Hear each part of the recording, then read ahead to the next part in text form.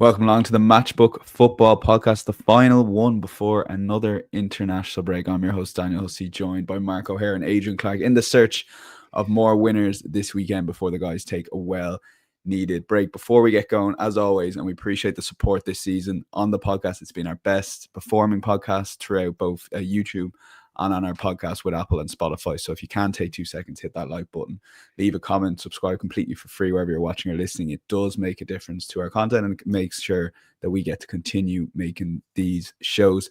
And if you haven't got a Matchbook account, and it's not too late to sign up, and this is the most generous offer you can currently get. It is exclusive to podcast listeners. Just enter the bonus code POD50. That's POD50 and get £50 worth in free bets when you bet 50.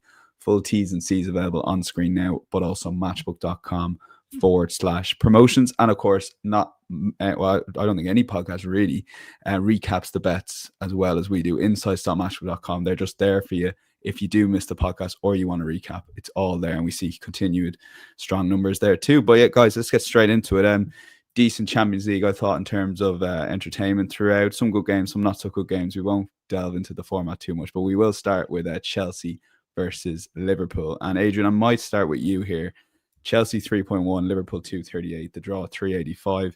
There are concerns. I mean, when Jamie Carragher's taken on Arne Slot from game week 1 and has sort of gone back in after Galatasaray, there are a few growing pains, I would say, with these new signings. Yeah, it's not working out at the moment like they hoped it would. That's not to say it won't, because I'm sure it will. But in the minute, they're not the side that they aspire to be. There's no doubt about that. And this is probably a good time for anyone to face Liverpool. Arne Slot is making some quite unusual decisions.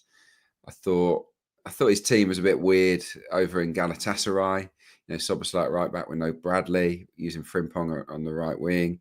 That were just a couple of examples. They're just not defending well, aren't they? Their off-the-ball work has been very average, putting a lot of pressure on the two centre-halves who are struggling, Konate in particular. But the midfield hasn't been fantastic without the ball either. And it will give Chelsea encouragement, definitely, ahead of this weekend. Obviously, Chelsea without their best player in Cole Palmer, which is a real shame for them, and quite a few defenders. So there'll be an element of frustration there. But attack might be the best form of defence for them in this game, because you know they've got so many centre halves out. I mean, who's going to play centre back? I suppose Badiashile's locked in. It's got to be Hato or Achimpong, maybe. You know, because Shalabar's suspended, the others are injured. So it is a problem for Chelsea, but they will look at Liverpool's recent form and go on the front foot as best they can, I think, and look to hurt them. And I think the wingers, and they've got a lot of wingers, as we know, I think they will fancy their chances against Liverpool's fullbacks, whoever they may be. I don't think any of the fullbacks have really settled yet. And João Pedro, after his red card in midweek, will be eager to make amends, won't he? And he'll look to rattle Konate and Van Dijk as best he can. So, yeah, it's a tough game to call, I've got to say, in terms of predicting what's going to happen. Because I could spend 10 minutes putting you off of Chelsea and 10 minutes putting you off of Liverpool. So that's kind of where we're at with it. But I'm going to land just on the side of Chelsea. They are at home. They always score at home, or almost always. Just twice. I've mentioned it a lot lately. Just twice they've blanked at home in all comps since the start of last season. Liverpool always score in the Premier League, don't they? I mean, they're still on this long run. Obviously, they did blank in midweek, but it's hard to expect them to do it twice in a week, especially against the Chelsea rearguard that is definitely a little bit light on numbers. Liverpool will be disrupted by losing their goalie. I know Mamardashvili is really good, but losing Alisson is still big. Not ideal. We don't know about Ekitike yet. So, yeah, I just think Liverpool aren't coming into it in a good mood, in a good place. Structurally, the team doesn't look right. Wirtz is certainly not doing it. Salah's on the periphery. So, yeah, I'm going to just lean on Chelsea here. Because of players like Neto who's in good form, Enzo Fernandez, who I think is playing well, he's getting into the box really well, and Moises Caicedo. I think that engine room is really strong for for Chelsea. Chelsea have lost 2 in a row as well, and they'll be very, very determined, I think, not to lose a third. So I'm looking at here Chelsea on the double chance with both teams to score. I've said both teams have got defensive weaknesses. I've also said that Liverpool and Chelsea always score. Well, Liverpool always score. Chelsea always score at home. So that's where the both teams to score comes in. And yeah, I could have made a case for either way, but I'm just going to go with Chelsea not to lose this game. And that packaged together comes in at 2.15. But the Chelsea angle, not my strongest, because this could go either way. Yeah, one of those games, Mark. It is coming across as hard to call. Yeah, I think Adrian's summarised it brilliantly there. You could spend a long time putting you off either team here. And that's why I've ended up on the draw, because I don't want to be with either team. And I do think it does scream draw from the outset. Yeah, it's not been a good recent time for either team. Liverpool put in probably their worst defensive performance under Arne Slot at Palace last week, deserved defeat despite it coming late on. And then in midweek, they just never really got going. Struggled to sort of retain possession against Galatasaray, struggled to sustain any territory, were far too open when they lost the ball. It's been well documented here and elsewhere, really, that sort of the late winners against Bournemouth, Newcastle, Atletico Madrid and others had kind of papered over the cracks a little bit. They'd coughed up some good leads already this season by playing and just being a bit too open, a bit too vulnerable to counterattacks and set pieces. And it's now 5 games without a clean sheet. It's 2 clean sheets in 10 across all comps. They had managed 6 in their first 10 games last season. Konate's been very unconvincing. Alisson, as Adrian says, is injured. Ekitike a doubt. And yeah, Slot just has chopped and changed a little bit, tweaking his systems. But I think he might go back to the tried and trusted midfield this time around. He did so against Everton in the big derby when he needed a big performance. So I'd expect Wirtz to drop out and them to try and bring back the old guard from last season and see how they go, because Stamford Bridge has not been a happy hunting ground for Liverpool. No league win there since 2018, just 1 win in 10 trips across all comps. But yeah, Chelsea, how can you be completely positive about them either after back-to-back Premier League defeats? Not convincing against Benfica either in midweek, and Enzo Maresca has really unconvinced in his in-game decision-making in recent weeks, especially following the red cards, making some really peculiar decisions. Defensively, no Chalobah, no Colwell, no Tosin. They hope to have Fofana back. I think it was a concussion that made him miss the Brighton match, so he could come back into the fray. But yeah, going forward, they're really reliant on João Pedro now, because I guess Pedro Neto's been the most lively threat in the final third. Garnacho shown glimpses, Esteval sort of in and out and sort of shifting roles as well. Gittins has struggled to make an impact. No Palmer, of course. So yeah, for me, it's just a bit messy at Chelsea at the minute, a bit directionless, lacking leadership, lacking consistency, lacking discipline. So plenty of reasons I think I want to avoid both teams here. So yeah, Chelsea are bigger than 2-1 to win. I did have an eye on it because it is a big price, but ultimately I've settled on a draw. 8 of the last 11 between these two teams have ended in draws. 5 of the last 6 at Stamford Bridge have ended in draws. And this match, kind of going back to the Mourinho, Rafa Benitez era, hasn't always been a great spectacle.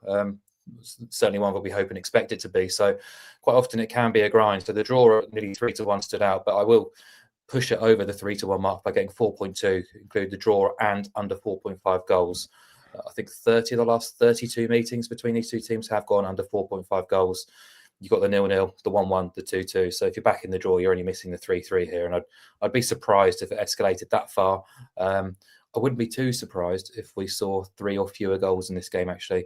There's a lot at stake for both teams. Both teams are under pressure in need of a response, but coming just before an international break and quite early in the season, I think they both settled for would settle for a low-scoring point apiece. Okay, yeah, and we hit the crossbar with that in the main game last week when Mark did with the Newcastle Arsenal. We're actually going to lock that in as the matchbook money back special. So it's going to be a double draw and under 4.5 goals, 4.2. Don't want to needlessly add to it if it's not completely correlated, if that makes sense. So draw and under 4.5 goals. Back that with the matchbook bet builder, and if it loses, you get your money back as a free bet within 48 hours. Now let's move on to Leeds versus Spurs, early kickoff here. And Mark, I do think Leeds being back in the Premier League, these sort of fixtures, they add so much to, because even though it's an early kickoff, I'm expecting it to be a great atmosphere down on the road. Yeah, well, definitely will be. Ellen Road is the Leeds supporter, are renowned for putting a bit of a racket together, and this is a winnable game, I think, for them. I want to be with them. I want to oppose Tottenham in this spot. I think the first and obvious option here is to oppose them based on the schedule, which I'm sure you won't be too surprised about. Just one Champions League team last week, one after playing in midweek, and Spurs. Whilst the game was on Tuesday night, they had to go to the Arctic Circle to play a Bodo Glimt team who were very lively.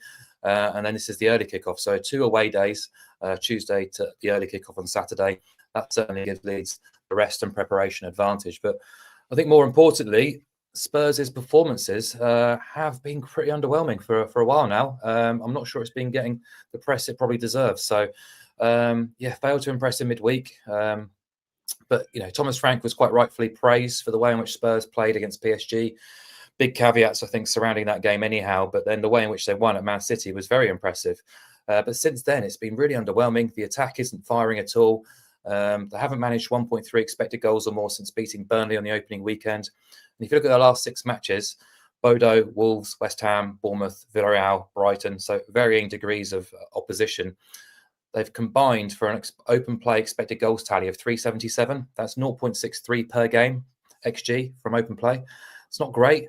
Just as a quick comparison, in the Premier League, Burnley are operating with the lowest XG from open play average this season, 0.75. So kind of gives you an idea of how Spurs are performing in the final third. And in midweek, I thought they were really sloppy in possession, showed very little creativity, very fortunate to be level at the break. The shot count rate 11-3 in Bodo's favour, with that missed penalty as well. Ended 18-8 in Bodo's favour. Spurs mainly threatening from set pieces, only really escaped with something because of poor finishing and a bizarre own goal. And it was the 3rd time in the last 4 games they have conceded first and had to equalise after the 80th minute. So, at the minute, they just seem to be struggling to sort of find their way, especially when they have to be the protagonist, especially when they dominate the ball against lesser opposition. And that might well be the case this weekend. I don't think they've been helped by the constant chopping and changing either. Thomas Frank's first experience of European football alongside Premier League commitments in the last 4 league games, 4 different front threes, 3 different midfield combinations, 3 different fullback combinations. So I think he's still adjusting to life sort of on both fronts. And I think that creates opportunity for a Leeds team who have been unbeaten now at home in over a year, albeit most of those were championship games. But, you exclude the game at Arsenal, they have competed really well. 2 wins, 2 draws, 2 defeats. It could and should have been more. Conceded in added time at Fulham, conceded in stoppage time against Bournemouth last week. That's another 3 points they could have had to their tally. And whilst they haven't been particularly eye-catching from open play, I think they can neutralise this Tottenham team to a certain extent and certainly get something out of it. And sure, Longstaff has been a terrific signing, hasn't he? All action, defensively he's been leading the charge, but also last week scoring and assisting too. At the moment, I think Leeds will be right up for this, and I think they'll be difficult to oust. So I'm going to back Leeds with a quarter goal start at 1.8 on the Asian handicap. I wouldn't put anyone off backing them with a 0-ball start at 2.05 against Spurs either.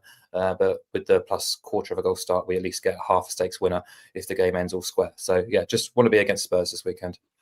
Okay, that's half your stake on Leeds draw no bet and half your stake on Leeds double chance. Asian Handicap Explainer on YouTube there, and well worth taking advantage of some great prices on Matchbook in those markets. Adrian, there have been alarm bells for me watching the last couple of games on Spurs. During the week, I watched the goals show, cheated a little bit with my Champions League prep. But every time they went to Bodo Glimt, Bodo Glimt were on the attack, and it fully deserved win, missed a penalty there as well. Mm-hmm. Where are you with the Spurs team at the moment, a few games into the season? Yeah, I'm with you guys, really. I don't disagree with anything Mark said at all. I watched the Wolves game in its entirety, and they were terrible. I mean, Wolves should have won the game. They made Wolves look dynamite. It was a travesty, really, that Spurs sort of stole a point. So, not great. And obviously, Bodo Glimt, they were lucky to scramble a draw in that game. So, not in a great place at all. But in the Premier League, away from home, their record is all right, isn't it? I mean, they won at Man City 2-0. They won 3-0 at West Ham. They weren't amazing in that game, but were the better team. And then 2-2 at Brighton. So they're scoring goals on the road. 2 goals, obviously, up there in the Arctic Circle as well against Bodo Glimt. So, I can see them getting on the score sheet for sure in this game. But I'm with Mark. This is a really tough one. This is a tough game. Leeds away is not easy. They're fancying it. I think there's a bit more belief this time around that they can compete at Premier League level. And that midfield that Mark referenced is strong, really strong. It's not just Longstaff, who has been great. Anton Stack has been superb, creating chances, but also breaking up play. Ethan Ampadu is also a quality player, the captain. That unit is strong. I worry about them up front in a game like this. Still not sure about Calvert-Lewin. Okafor, don't know. And Aronson, the same, hard-working, but is he in the team to go and hurt the opposition, or is it because he's good without the ball? Are they going to score enough goals? That would be my concern in terms of winning the game. So I'm looking at the draw here. It's a bit of a role reversal to the first one. I like the draw, which is quite a nice price, 3.55. Spurs were the team that never drew, weren't they? But now they've drawn their last 2 matches in the Premier League. They've drawn against Bodo Glimt. It's become a little bit of a habit. Leeds at home, obviously they drew with Newcastle, albeit a weakened Newcastle. They beat Everton, of course, narrowly, and then they drew with Bournemouth, didn't they? So wouldn't surprise me if this one was a really feisty, competitive game that ended up on level terms. I don't think there'll be loads of goals. Leeds aren't used to losing at home, as Mark said. Set pieces as well for Leeds could be a good avenue. I just don't rate Vicario on corners or free kicks. I just think he's a real weak link, and Leeds are good at set pieces. So attacking set pieces, not very good at defending them. But that's another story. So yeah, I can see both teams maybe getting a goal here, but maybe no more. I quite like the 1-1. But yeah, any kind of draw, I'm all in on at 3.55, basically because I don't think Spurs are playing well enough to win. But this is a newly promoted side against a big dog, and they would still have to play really well to turn Spurs over. So yeah, I'm going to land in the middle on the draw. Okay, we'll lock that in. It seems to be a common theme and same tune for maybe more draws this week. Manchester United, Adrian, 154 at home to Sunderland, where 6.8 and the draw is 4.8. You wanted to speak about this game. Why? Well, because it could be an upset, couldn't it? I mean, Mark will probably talk more in detail about Sunderland's prospects, although I'll give it a little bit of a go. I mean, it's a big pressure game, isn't it, on Ruben Amorim? It's a huge pressure game because I think if they get beat here, the powers that be at Manchester United have to be looking at it. And of course, we're edging closer towards that date, aren't we? Where the payoff becomes a little bit cheaper. So allegedly, yes, we don't know that for sure. It's not in writing. I think this could be a really tight game. I think Sunderland have shown that they can handle the Premier League. They're one of the best out of possession teams that I've seen in the division so far this season. Mukiele is a player I really, really like. Granit Xhaka has been unreal for them with and without the ball. So he's got their last 3 assists, but he's also doing unbelievable work in the heart of the midfield with Siddiqui. And yeah, they will not be a pushover here. They'll quietly fancy it. I think their price is maybe a little bit big, really. I think Man United are a little bit short. The goalie's been great. Robin Roofs, one of the keepers of the season so far. So they can make this a really, really competitive game, I think, Sunderland. Look, my pick is both teams to score no, which is unashamedly sitting on the fence because Man United could nick a win. But I think that's how they get the win. It would be a nick. It would be a 1-0, maybe a 2-0 at best. I don't see them cutting loose. And for Sunderland, if they're, they would be happy with a goalless draw. And if they're going to win it, you would imagine it would be a clean sheet win, 1-0, because they've not been full of goals, have they? They blanked at Burnley, they blanked at Palace, although it was a great result, 0-0. Only got the 1 goal at Nottingham Forest. So just one goal on the road, and that was from a set piece, really good set piece to Adarete. So I do worry about Sunderland scoring goals. They've only scored 2 in their last 3 games. And we're talking about a team in real top form. So I could see a scenario where this is 0-0 or 1-0 either way, potentially. Man United haven't had a clean sheet yet. And this would be a very opportune moment for Amorim to go and deliver it against a team that's probably not the strongest in attack. But I tell you what, they are not going to be easy to break down. 50th game in charge for Ruben Amorim. It's a good stat. None of the last 5 Man United managers to hit 50 games have won their 50th, which is interesting. Drawn 3, lost 2. The last one to win their 50th game was Fergie back in 1987. So both teams to score no. Just it leapt off the page to me as quite a nice price, considering this is a pressure game on United. They haven't clicked as an attacking force. They're up against a very resolute Sunderland, who themselves don't look like they're going to score many goals this season. So yeah, it just really leapt off the page at a nice price, and I don't have to commit to one team or the other. 2.16. Yeah, you keep the margin of error high. If they do score early, you expect them to kick on and maybe win the game 2 or 3-0. But Sunderland can hang in there too. So a lot of ways that bet can win.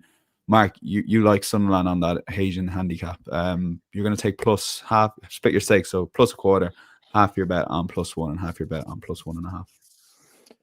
Yeah, because I think Man United are staggeringly short here. I think the data is painting a false picture of where they are right now. There has been a little bit of improvement, but to see them 4th on expected points doesn't really ring true based on the eye test so far this season.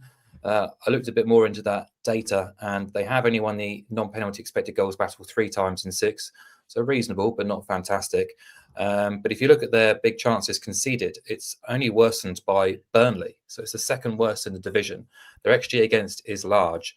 And whilst their XG for looks quite significant and impressive, I believe it's top of the table, actually, most of that has come when they've been chasing games. For instance, the Manchester derby, when they had a late flourish and created a little bit of opportunities in the last 20 minutes.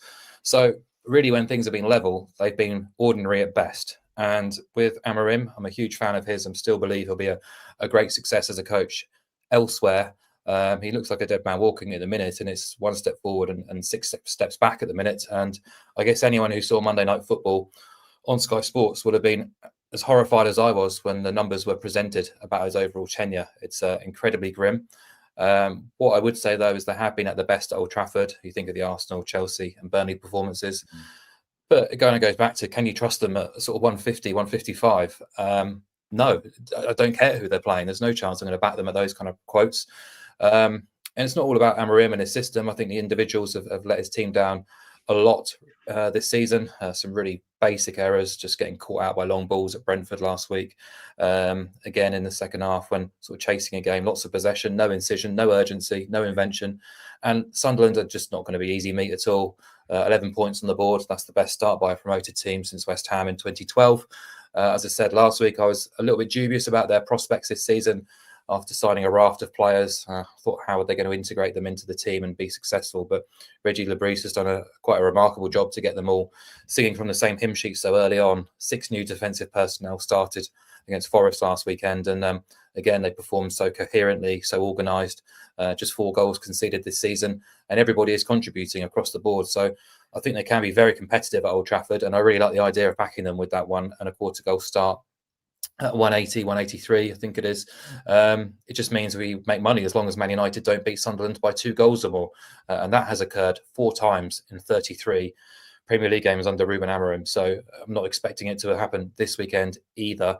And I guess I should point out a couple more sub bets, if you like. Man United are 2.3 not to score in the first half. Sunderland are about 1.8 in the first half double chance market.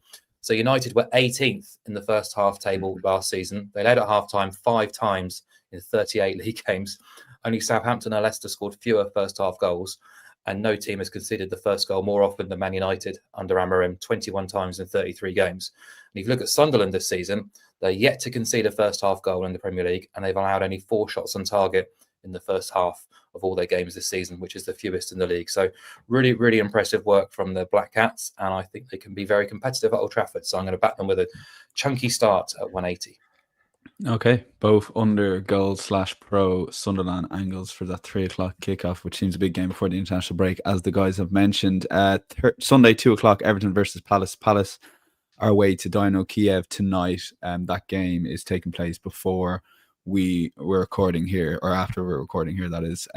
Mark, on this game, it's tough obviously with Palace and European action, but this is one you wanted to speak about. What's the angle here?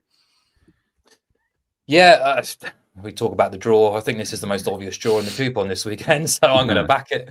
There's going to be some draw multiples ran up on Matchbook Betting Exchange this week, I fear, if the listeners get wind of this.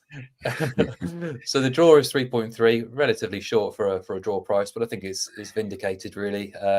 Everton do have a great record against Palace, just one defeat in 21 league meetings, but 9 of those have ended in draws, as have 4 of the last 10 when they've hosted Palace.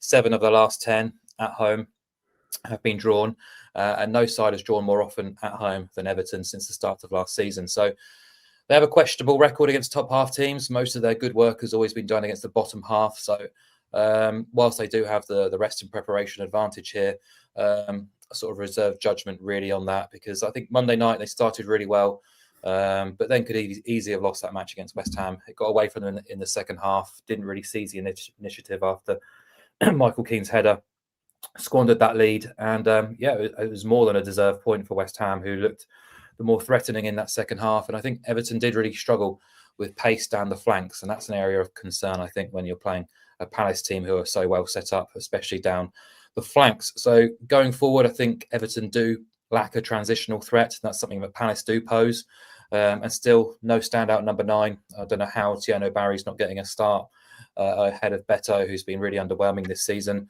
Outside of that, they've got plenty of tidy and technical ball players, Grealish, obviously, but nobody really to break the lines and run in behind. And I think that makes them a little bit predictable, especially against a team like Palace, who will know every sort of area of expertise that Everton can bring to the party. So Dewsbury Hall is now suspended, of course. He's been a great player for them so far this season. But I guess despite that negativity, they are playing a Palace team involved in European action in Poland on Thursday. So there's a good advantage there for Everton, with Palace going on an away turnaround, and quite a tight one too. So that's the negative of Palace, really, because they're just one game off that club record unbeaten run now. And they've got a great record away from home. They're normally a team I really want to side with away from home, but that away quick turnaround is going to be, I think, a handicap for them throughout this season. I think any idea that they might finish in the top 4 or around that sort of mark is probably wide of the mark, because of the schedule they'll have to be involved in. They've got quite a small squad, but look, they're incredibly difficult to beat, aren't they, Palace? Defensively so well organised. They've got pace, power, discipline, the ability to swarm over sides, attack with speed. They really can make their chances count too. And last week was undoubtedly their best performance under Glasner, and came with arguably their best 11 on the field for the first time this season. So 12 goals, I think, conceded in those 18 unbeaten games. I think that's the kind of resilience and stability which makes them so difficult to beat. And 10 draws in 28 games away from home under Oliver Glasner for Palace. So I can't see them losing, but also don't have enough faith in Everton getting the job done. So draw look the obvious solution here at 3.3. Okay, yeah, and over to you, Adrian, on Crystal Palace. What a start to the season! They look just so good. I thought it was telling. Henderson made a great save, and the first player celebrating when it was Mark Gahey. He's just bought straight back into that Palace project. Yeah, he's got a great attitude, hasn't he, Mark Gahey? There's no sulk in there. And I think Henderson is a top keeper, by the way. I think he's having a really good time. Massively impressed with Palace. They're just a proper team, aren't they? They work together, round pegs and round holes. They're hard to beat for a reason. I really like the wing backs as well and what they offer. And I do think in this game, they will push back the likes of Grealish and Illiman and Jai. And that could be problematic for them. I think those players, they really do stand high and in quite advanced areas. And I think they could pin Everton's wingers back. We'll have to see what happens tactically. I agree with everything Mark said, but I'm going to be a bit bolder in terms of my Palace choice. I want to back them with a quarter goal start here. It's a shorter price, obviously, just 1.77, but I just do not see them getting beaten here. I just cannot see it. And that's all we need, isn't it, to make a profit? They've won 7 away matches in the Premier League in 2025. Obviously, they've got this long unbeaten record as well. And Everton's record against the teams in the top half is really bad. Mark referenced it, but the numbers are worrying. They've won 4 of 31. So this is the kind of match where Everton very, very rarely win. So and Palace are in the top 4 on merit. If you think about Everton's form as well at Hill Dickinson Stadium, quite lucky, really, to beat Brighton, in my opinion. They gave up a lot of chances. Couldn't beat a very out of sorts Villa. That was 0-0. And then West Ham, one of the poorest sides in the division this season. They didn't win the game. And Palace are on a different level, aren't they? I think to all of those teams. Brighton are the closest to them, I guess, in terms of quality. So I think that Palace with Mateta and Sarr and the wing backs and Wharton, I just think they can really hurt an Everton side that will miss Keane and Dewsbury Hall. That for me is a big loss. So I would say it's a bigger loss than Grealish, because I think everything seems to go through Keane and Dewsbury Hall in that number 10 role, and I think his absence could be really felt by David Moyes' side. So yeah, I'm quite bullish on this one, really. Even though Palace have got a shocking record against Everton down the years, surely this is the time they can at least get a draw, but more than likely win. So that's where I'm at. Palace plus a quarter of a goal, 177. Okay, yeah. Dewsbury Hall, a surprising absence in the Ireland squad, at least to some Irish supporters. We're not holding out hope. We're not losing our faith that we might secure him for Ireland, Adrian, though. He might just be too good for us. He might just be too good for us and head England, Yeah, but England is sort of need him, so much. There's so much competition, though, isn't there? Yeah. In that position. I don't think he's got a sniff of getting in the England squad. I'd take, right. Yeah, he'll be looking around wanting to see if he's got a bit of Scots or Welsh in him. No, well, he has the Irish. We know he has the Irish, and it's just whether he wants to. We're not fourth seeds out of those, surely, although we are. But home advantage in the Euros 2028. Anyway, I digress. Inside.matchbook.com. If you want a recap of the lads' picks, and we move on to any other bets. Mark, you've two selections starting with Napoli. We saw them lose to Milan over the weekend. We discussed that in the Champions League pod. I think Adrian put them up, but they look decent midweek. Yeah, they didn't really deserve to lose that match at Milan last weekend. Dominated the shot count, dominated territory, but Milan managed the match very well and just managed to squeeze through with the victory. So, yeah, they bounced back against Sporting in midweek, got the job done, only allowed 3 shots from inside the penalty box to Sporting outside of the penalty, and deserved to win on balance of play. That would be a small concern playing on Wednesday night for the turnaround again on Sunday, but ultimately there is a quality difference between themselves and Genoa, their visitors, on Sunday afternoon. They've tabled 16 wins in 21 home league games under Antonio Conte. 18 of those have featured under 3.5 goals, and I think it's just a sensible combination to package together here. Napoli to win under 3.5 goals, 198 on the Matchbook Exchange, which is a really attractive price. Napoli just to win is around 155-ish. So to combine the two, nice price. There were defensive issues for Napoli in midweek. A couple of players who weren't involved or included in the UEFA squad were unavailable. Di Lorenzo was suspended.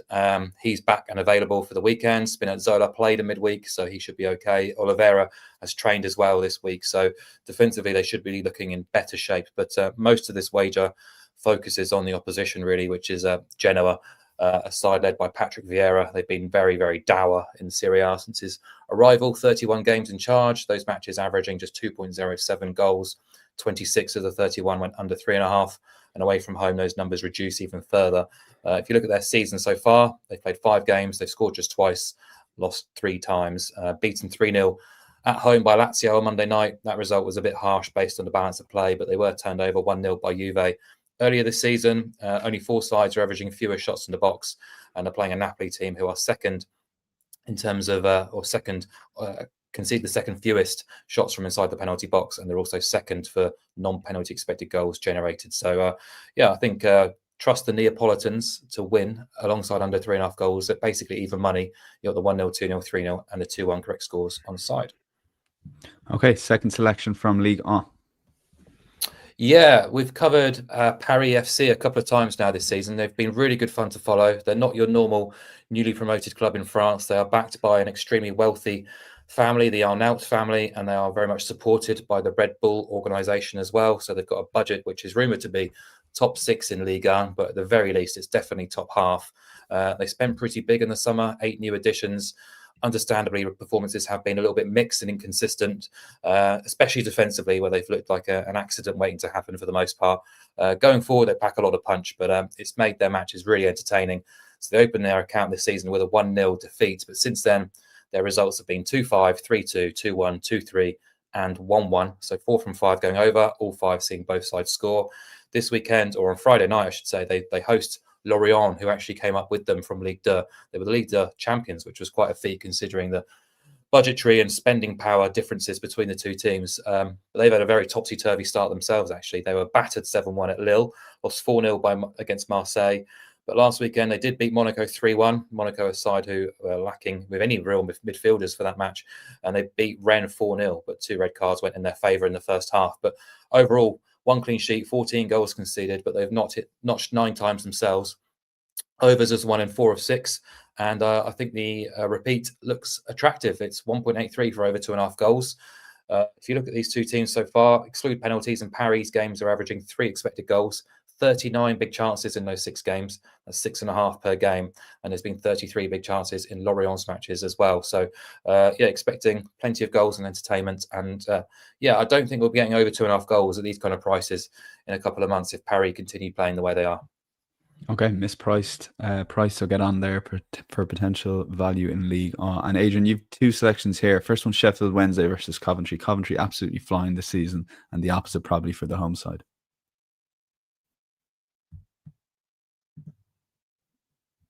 Come in again, yep. There we go. Yeah, sorry about that. Look, Sheffield Wednesday are actually showing some good fight.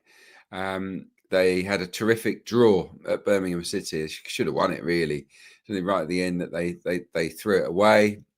But their home form has been a problem at Hillsborough. Obviously, morale is very, very low in that part of Yorkshire. The squad is wafer thin. Haven't really been able to sort of beef it up too much in recent times, picking up free agents and whatnot. So, they're still a crisis club, Sheffield Wednesday, and the home record reflects it. No wins yet, just 1 draw, 3 defeats, scored 1 at home, conceded 9. So, it's not exactly a fortress. And look, they're entertaining the team that I consider to be the strongest in the Championship at the moment. They're not top, but Middlesbrough are. But for me, Coventry are the best team I've seen so far this season. Really, really strong. It's settled. It hasn't really changed too much about it. Frank Lampard, quite a light touch since going in there. They do have a few injuries. Rodoni's out at the moment, and Victor Torp might be missing at the weekend. And Frank Lampard's got his excuses in early. He was moaning quite vociferously after they spanked Millwall last night, 4-0, at the New Den, by the way, which is some result. He was banging on about, the turnaround from Wednesday night to early kickoff on a Saturday when he could have been playing Tuesday night. So that he'll use that to fire up his players. I've got no doubt. He'll use it as motivation to, let's stuff it to the EFL and show them that we, that despite the scheduling, we can turn it on. Coventry are superb. They're very, very good. So they've got the best goal count. I think they scored 8 more goals than anyone else. Best XG against. Very rounded team. They got the leading scorer in the division, Hadji Wright. I rate them, and they're in very, very good form. So I'm going to pick Coventry to win and over 1.5 goals, because that gets us into a half decent price. Over 1.5 feels about right. Obviously, Sheffield Wednesday have been leaking a lot of goals, and 6 of 8 Coventry games have gone over 1.5 as well. I just think if they're going to win, it won't be 1-0. So 1.82 on that. Okay, and second selection from League One, Adrian, Reading versus Mansfield. Both teams to score, but combining it with under 4.5 goals to juice that price. Yeah, exactly. Yeah, just to beef up the both teams to score, which is a little bit short. Look, this isn't a match that will catch the attention of many people. It's 19th against 12th, but the numbers are really strong, really strong. Okay, so both teams are under 4.5 is my selection. Both teams to score has landed in 8 of 10 Mansfield games. It's landed in 6 of 9. Reading games, Mansfield have had just 1 clean sheet all season. They've had 10 games. So that's 9 times they've let goals in. Reading, just the 1 clean sheet as well in their 9 games. Mansfield have scored in 9 of their 10. Reading have scored in 7 of their last 8. So both teams are scoring, and neither team are keeping clean sheets. And why under 4.5? Well, for both teams, 7 of the last 8 matches that they've been involved in have gone under 4.5. So they don't tend to be involved in crazy helter-skelter type matches. So look, you get a world of scores here. You get the 1-0, you get the 2-2, you get the 2-1 either way, you get the 3-1 either way as well. So that's where I'm heading with this one. It's quite a nice little price, actually. 2.1, considering the numbers are so sort of heavily weighted in this outcome happening. I'm happy with 2.1. Okay, we'll lock in those two prices. And again, if you're watching insights.matchput.com, if you want to recap of these bets, long shots time. And Mark, I mentioned you hit the crossbar a couple of times. You're delving into the correct score market here in La Liga 1-all. So I'm quite fascinated about this case. Yeah, Alaves versus Elche. I don't think many people will be tuning in for this one. The goal expectancy in this game is 2.05, which feels about right based on where each team are at and what they're producing this season. Alaves' games are averaging just 1.51 non-penalty expected goals, 2.27 for Elche. But each team have been making their mark quite regularly. Each team are unreliable, shall we say, defensively. So Alaves have scored in 5 of 7. They've managed only 1 clean sheet. Elche, newly promoted Elche, are unbeaten. They scored in all 7 games and kept just 2 clean sheets, but both of those came against fellow newly promoted clubs. But anyway, more importantly, 4 of those 7 games have ended all square. 3 of those games have ended 1-1, and that's the price that appeals for me this weekend. It's 6.6 on the Matchbook Exchange for another 1-1 draw. Interestingly, if you look at Alaves this season, matches have been tight. Just the 2 draws, both were 1-1. But of the other 5 matches, they all ended either 1-0 or 2-1. So in theory, we could be just a goal away from another scattering of 1-1 draws involving Alaves. And the draw is priced up at 3.15, short enough. So the market is already kind of expecting things to be quite tight and close between these 2 teams. So to basically double the price and add some more for 6.6, just to include the 1-1, we're only really ruling out the 0-0. It's definitely not going to be 2-2 or 3-3. I think it appeals. So this bet has already landed in 5 of their combined 14 fixtures this season, who mathematicians will tell you it's not far off 33%. And we're very close to having a few more 1-1 draws when these 2 teams have been involved as well. So yeah, just a little shot, shall we say, at the 1-1 draw. Alaves versus Elche on Sunday afternoon, 6.6. Okay. Yeah, backed up by the numbers as well there. So keep an eye out on that one over the weekend. And Adrian, another game. This is a bit more on the line here, I guess. 2nd versus 7th. Stevenage to win and both teams to score at home to Luton. Yeah, look, this is a big game. I used to play for Stevenage. Yes. Great, lovely club. Love my time there. And look, they weren't often playing at the same level as Luton during that time. But they have done in recent years a little bit more often, and it's a derby of sorts. It's quite a big distance, but Stevenage will consider Luton as being rivals, and obviously having been in the Premier League so recently, there will be a fierce desire, let me tell you, from everyone at Stevenage on and off the pitch to beat Luton, to turn them over, because they're 2nd in the league. Stevenage, they're enjoying a brilliant season, sensational, 7 wins, 1 draw, 1 defeat. They've actually got a game in hand on leaders Bradford. If they win that game in hand, they'd go 2 points clear at the summit. Alex Ravel doing amazingly. They've won all 4 of their home games as well at Broadhall Way so far this season. I think it's the Lamex these days. And look, they will be up for this big style. And Luton are kind of vulnerable. They've lost 4 times already this season, which it's way more than they would have expected. Pre-season favourites to go back up. They've only won 1 of their last 4 as well. Very inconsistent. And in those 4 games where they've won once, they've conceded 8 goals. 3 of Luton's 4 losses this season did see both teams scoring as well. So yeah, ordinarily I would look at maybe Stevenage to win this to 0, but Luton have a lot of quality in forward areas. I don't trust them at the back, but they might be worth a goal here. And if you look at last weekend's results, Stevenage won 3-2 at Leyton Orient, exciting game, and Luton drew 2-2 at Blackpool, exciting match as well. The manager's under pressure at Luton, Matt Bloomfield. He has to be.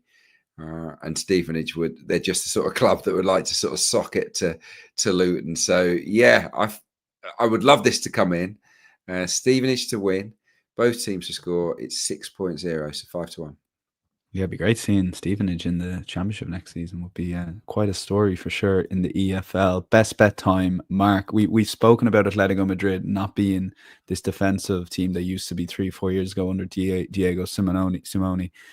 Has the market caught up there, or is there certain moments where you can strike and maybe back goals in their games? No, it's not really caught up yet, and there are opportunities still to get involved in goals in their games. Yeah, I talked up Eintracht Frankfurt to be quite competitive in that match on Tuesday night. Fully expected the game to be pretty wild in terms of a goal output, but didn't expect Atletico to put them to the sword in quite the manner they did, scoring 5 goals now in back-to-back games against Real Madrid and Eintracht Frankfurt is quite something, actually.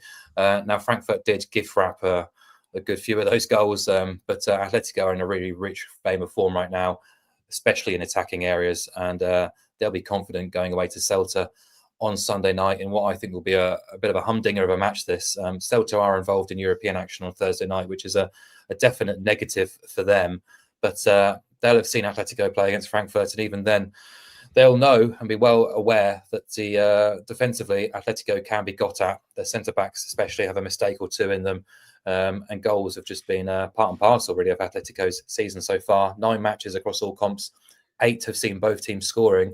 We can back a repeat on Sunday night at 1.8. That's despite both teams scoring in each of Celta's last 7 matches. They recently had a run of 5 consecutive 1-1 draws, broken up by a 2-1 defeat at Elche last weekend. But at Baidos, their home, they're a really awkward team to beat. Just 6 home defeats in 23 going back to the start of last season. But I think more impressively, they've scored in 20 of those games. So they failed to score at home to Atletico in their first home game at the beginning of last term. But since then, they've scored twice at home to Barca. They've scored against Real Madrid, Real Sociedad, Athletic, Betis, Villarreal. And this season, they've already notched against Villarreal and Getafe, who are tough as old boots against to try and get anything out of. So it shows they can mix it with the best, and they can cause opposition teams problems in Galicia. As for Atletico, they've scored in 17 of the last 22 away La Liga games. And both sides have been very much involved in goal-mouth action this season. We're only 7 match days deep in Spain. There's been 36 big chances in Atletico's games, 33 in Celta's. I think this has got real material to be quite an exciting, entertaining end to the La Liga game week. So both teams to score at 1.8, Celta versus Atletico. Okay, fascinating bet, that one. And finally, Adrian, to you, Newcastle being the early kickoff managed to catch a lot of it, particularly the first half. Walt made was tough, very good, looked very good up front, and there is something that sort of works there with that Newcastle attack, albeit they were probably the better team on the night, and this might be a little bit tougher over the weekend. Yeah, it wasn't the hardest game, Saint-Gilloise, but yeah, that forward line, now that Gordon's back in it, looks really strong, doesn't it? I like Voltemada. I think he's got something about him. He's obviously scored 2 headed goals already this season. And Forest have had big problems in the air. I think West Ham are the only team that have sort of conceded more goals and faced more shots from headers. So Voltemada is someone that Newcastle will be looking to pick out with crosses for sure. Obviously, you got Alanga against his former club here if he's selected, because Murphy's playing really well. So yeah, that attack looks pretty good. I just fancy Newcastle to turn Forest over. Postecoglou had a poor record at St James's with Spurs. Got beat, if you remember, 4-0. And there was a 2-1 defeat as well in there that could have been worse for them. So yeah, it's not going well. The Forest, I know a few Forest fans, and none of them are very happy. None of them are convinced by Ange so far and whether the players can deliver what he's asking them to do. They don't seem suited to having more of the ball. And if they do have more of the ball in this game, it will definitely suit Newcastle, who are always better at sort of winning those turnovers and then striking hard and fast. There's also a lot of motivation, I think, here for Newcastle United. Eddie Howe will be so frustrated with the way they lost to Arsenal. I personally felt they deserved to lose that game to Arsenal, but it was still stung them. It was a wounder, wasn't it? And they've still only won 1 Premier League game this season, and they kind of need to get a move on, don't they? And obviously they've lost at home to Liverpool, to Barcelona, to Arsenal. You don't want that to continue. So I think he'll really get the boys going for this one. Now they've had an extra day's rest. Forest involved in Europe, obviously, tonight. So, yeah, it adds up to me. Not a home banker, but I strongly fancy Newcastle to get the job done against a Forest team that are seriously unconvincing. So they're 1.68 on the nose. I can't tip that up. But if you back Newcastle and over 1.5 goals, it takes it the right side of even money to 2.02. So we're just ruling out the 1-0 Newcastle United win. And, Forest, trying to play attacking football, maybe 1-0 wouldn't be that likely anyway. So yeah, I do really fancy Newcastle to turn Forest over this weekend. And at 2.02, I'm definitely taking that. Okay, sounds like best bet material. My thanks to Mark and Adrian. And guys, enjoy the break, whatever you're getting up to over the next week or two. I'll say no more about that. And we'll be back following the international break on the Wednesday or Thursday to preview the Premier League action. But thanks as always for listening. We see about 50 people or so on the live stream. If you take 2 seconds, hit that like button. It is much appreciated and helps us get our content out to a wider audience, and we continue doing these shows because we love doing them and bringing you the views of Mark and Adrian. But enjoy the week's break. We'll be back the week after next. Bye-bye.